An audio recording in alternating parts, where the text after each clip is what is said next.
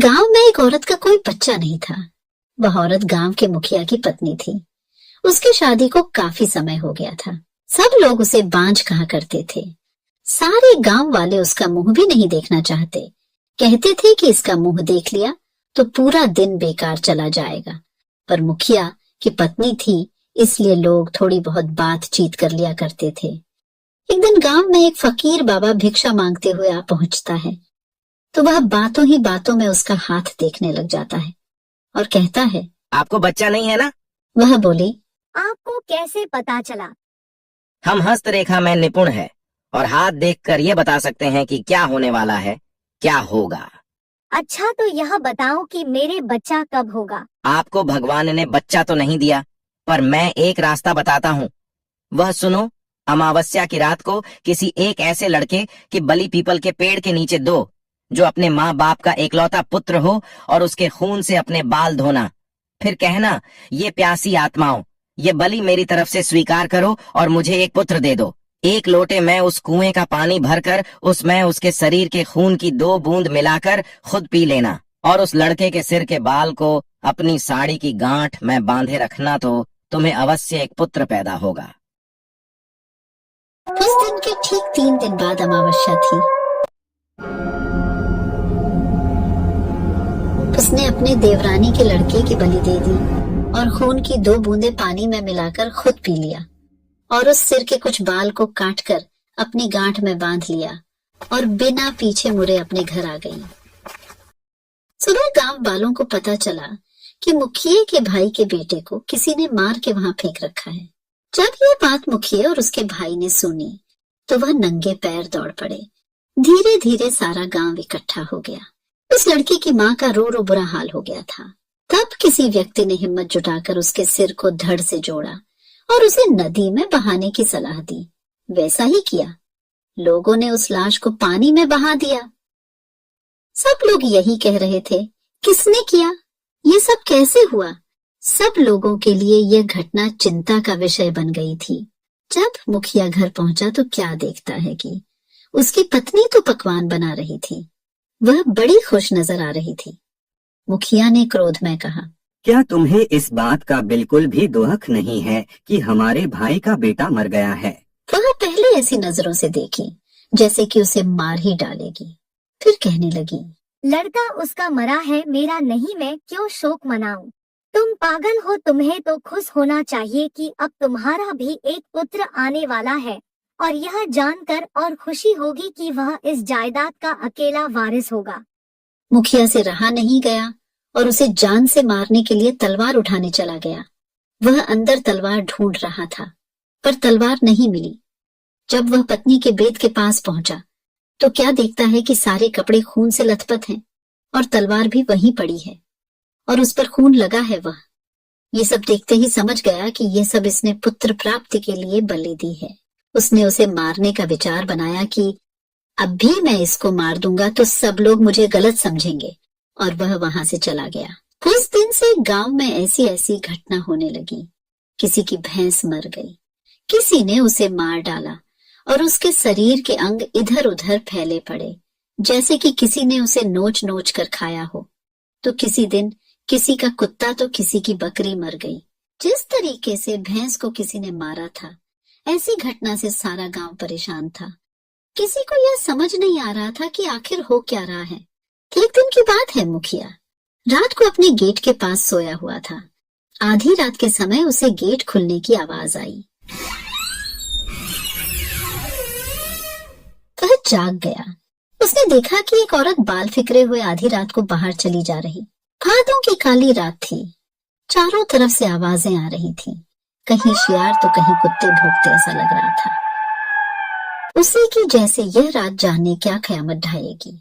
अचानक उसे एक गाय के बछड़े के रंभाने की आवाज आई। वह समझ गया हो न हो यही सारे गांव की बर्बादी का कारण है। मुखिया के दिमाग में एक आइडिया आया कि क्यों ना मैं चलकर देखूं कि यह कहाँ जाती है। वह उठकर चल दिया। उसने आगे चल के क्या देखा कि पड़ोसी के गाय का बछड़ा का कटा हुआ मुंड पड़ा है और उसके धड़ को वह औरत खींचकर पीपल की ओर ले जा रही है, और ले जाकर उसने वही शब्द दोहराया, यह लो प्यासी आत्माओं, मैं तुम्हारे लिए भोजन लाई हूँ। मुखिया यह सब नीम के पेड़ से छुपकर देख रहा था। एकदम वह क्या देखता है कि 4 काली छाया वहां प्रकट हुई। उसने अपनी जिंदगी में ऐसा दृश्य कभी नहीं देखा था। वह देखता है कि वो चारों भूत और उसकी पत्नी उस लाश को खाने लगी। क्या सब देखकर मुखिया के पर के नीचे की जमीन खिसक गई कि उसकी पत्नी एक डायन है। एक भूत ने कहा, बस 3 दिन बाद फिर अमावस्या है और हमारी शक्ति उस दिन बढ़ जाएगी। तब हम तुम्हें पूरी शक्ति सौंप देंगे और तुम अपनी मर्जी से कुछ भी कर सकती हो। तुम गांव वालों को अपनी उंगली पर नचा सकती हो। उसने यह सब सुनकर सारे गांव को चोरी चोरी जगा करके कहा, मैं तुम्हें बताता हूँ कि तुम्हारी बर्बादी एक डायन की वजह से हुई है। अपनी अपनी लाठी उठाओ और चलो मेरे साथ। आज उस डायन का अंत हम सब मिलकर करेंगे।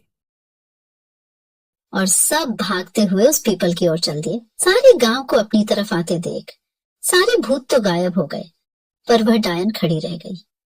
मुखिया की पत्नी को इस हालत में देखकर सारे गांव वालों के तो होश उड़ गए और वह रुक गए। मुखिया ने कहा, खड़े क्यों रह गए? यह तुम्हारी मालकिन नहीं, डायन है, डायन। और यह बोलते हुए सब उसे लाठियों से मारने लगे। वह अपनी जान बचाकर भागी और भागते हुए उस कुएं में जा गिरी और वह चिल्लाने लगी, बचाओ बचाओ। सारे गांव ने कहा, इसे सजा अपने आप मिलेगी, लटकी रहने दो इसे। वह चीखती रही, चिल्लाती रही, मुझे ऊपर निकालो, मुझे पानी पिलाओ। पर किसी ने उसकी सहायता नहीं की। पर वो बार बार यही बोलती रही कि मैं तुम सब गांव वालों को बर्बाद कर दूंगी। एक एक को मैंने पानी के लिए नहीं तरसाया तो मेरा नाम भी काली डायन नहीं, यही नाम दिया है तुमने मुझे, मैं तुम्हें छोड़ूंगी नहीं। 2 दिन तक उसकी लाश यूं ही लटकती रही। तीसरे दिन अमावस्या थी। उस दिन की रात के बाद उस लाश का पता नहीं चला कि कहाँ गई उसकी लाश। कुछ दिनों बाद गांव के कुएं का अचानक पानी सूख गया तो वो लोग परेशान हो गए। कुछ दिनों बाद क्या देखते हैं कि जिस कुएं में वह मारी थी वह पानी से भर गया है। सुबह जब कुछ लोगों ने कहा चलकर पानी खींचते हैं, तो एक अंधेरी और तूफानी रात थी। बारिश जोरों से हो रही थी और हवाएं तेज चल रही थी। एक छोटा सा गांव था। गांव के लोग अपने घरों में सुरक्षित थे, लेकिन कुछ लोग बाहर थे। उनमें से एक छोटा लड़का था जिसका नाम एंडी था। एंडी अपने घर के पीछे के बगीचे में खेल रहा था। वह एक पेड़ के नीचे खड़ा था और बारिश देख रहा था। अचानक उसने एक आवाज सुनी। आवाज पेड़ से आई थी। एंडी ने ऊपर देखा और देखा कि एक आदमी पेड़ पर बैठा है। आदमी का चेहरा काला था और उसके बाल लंबे और सफेद थे। उसके हाथ लंबे और पतले थे और उसके नाखून लंबे और कांटेदार थे। आदमी का चेहरा क्रोध से भरा था। उसने एंडी को देखा और कहा, मुझे तुम्हारा खून चाहिए। एंडी बहुत डर गया। उसने भागने की कोशिश की, लेकिन आदमी बहुत तेज था।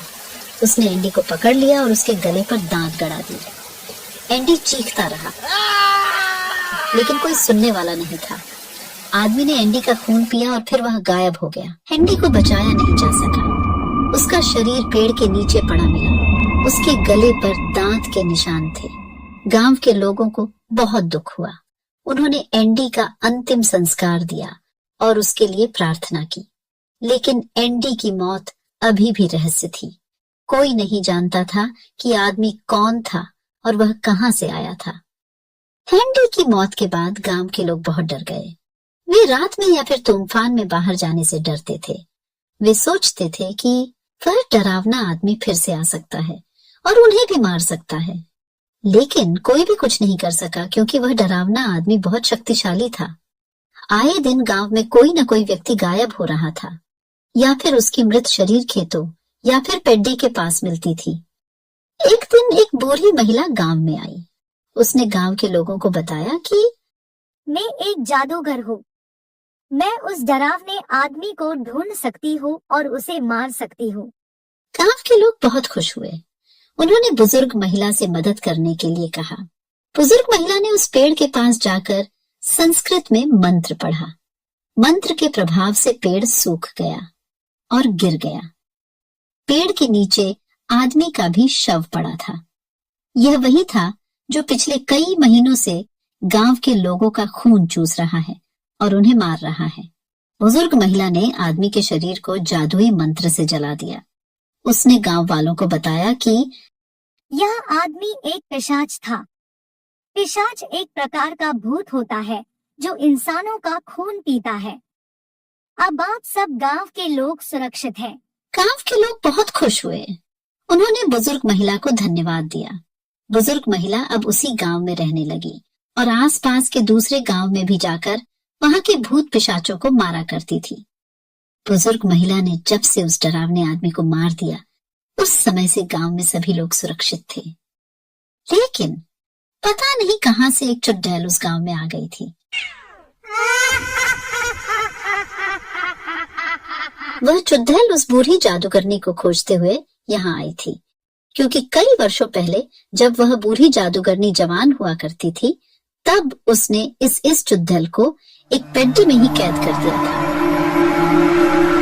जिसके वजह से यह चुड़ैल कई वर्षों तक एक सुनसान जंगल के एक पेड्डा में बंधी रही थी।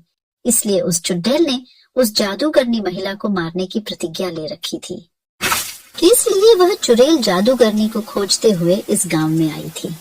वह एक शक्तिशाली चुड़ैल थी और उसने जल्दी ही गांव के लोगों को अपने वश में कर लिया। उस चुड़ैल ने गांव वालों को गुलाम बना लिया। हर हफ्ते गांव के किसी एक व्यक्ति को चुड़ैल आपले भोजन के लिए मारकर खा लिया करती थी। गांव वाले चुड़ैल से मुक्त होना चाहते थे, लेकिन वे कुछ नहीं कर सकते थे क्योंकि वह बहुत शक्तिशाली थी। लेकिन जादूगरनी की पिशाच को पकड़ डीएचने के लिए कई महीनों से गायब थी। गांव के लोग बहुत दुखी और पीड़ित थे। एक दिन वह बूढ़ी जादूगरनी गांव में लौटी। वह जिस पिशाच को पी के आने गई थी, वह बहुत ताकतवर था और महिला अब बूढ़ी हो चुकी थी। इसलिए 3 महीनों से बूढ़ी महिला दिन रात उस पिशाच से लड़ती रही, जब जाकर उस जादूगरनी ने पिशाच को मारा। इस लड़ाई से जादूगरनी बहुत थकी हुई थी, तो इसलिए जब वह गांव आई तो चुड़ैल ने उस पर आक्रमण कर दिया और बूढ़ी जादूगरनी कुछ नहीं कर पाई और उसकी हार हो गई और चुड़ैल ने उसे मार दिया। कुछ समय बीतने के बाद गांव में एक पंडित आए, क्योंकि उन पंडित को पता था कि इस गांव के लोग भगवान पर विश्वास नहीं करते हैं, इसलिए इन्हें समय समय पर कोई बुरी शक्ति अपने नियंत्रण में ले लेती है और परेशान करती है। इसलिए गांव वालों की मदद के लिए पंडित जी बहुत दूर बनारस से यहाँ आए थे। पंडित जी ने जैसे ही गांव में कदम रखा, चुड़ैल को डर लगने लगा। उसकी शक्तियां कमजोर होने लगी। पंडित जी गांव की चौपाल में पहुंचकर सभी गांव वालों को एकत्रित किया और उन्हें बताया कि मैं पूरे गांव को हमेशा के लिए भूत प्रेत और चुड़ैलों से मुक्त कर देंगे। गांव वालों ने इसका उपाय पूछा तो पंडित जी ने बताया कि यहाँ से 1 किलोमीटर की दूरी में एक हनुमान जी का मंदिर बनाओ और वहाँ सुबह शाम आरती और धूप दीप करो। इसके अलावा जब भी तुम्हें लगे कि चुड़ैल तुम्हारे आसपास हैं, तो हनुमान चालीसा पढ़ो, वह तुम्हें छू भी नहीं पाएगी। चुड़ैल पंडित को मारना चाहती थी, लेकिन वह कुछ भी नहीं कर पा रही थी। तभी पंडित जी ने बहुत तेजी से शंख को बजाया और शंख की आवाज सुनते ही उस चुड़ैल की शक्तियां कुछ समय के लिए गायब हो गई। वह जल्दी से वहां से उड़कर दूर जंगल में चली गई। गांव के लोगों ने वैसा ही किया जैसा कि पंडित जी ने कहा था। गांव के लोग अब पूजा पाठ करने लगे थे, जिसकी वजह से वह चुड़ैल कभी भी गांव में नहीं आ पाई। वह जंगल में ही रहकर अपने शिकार को खोजा करती थी।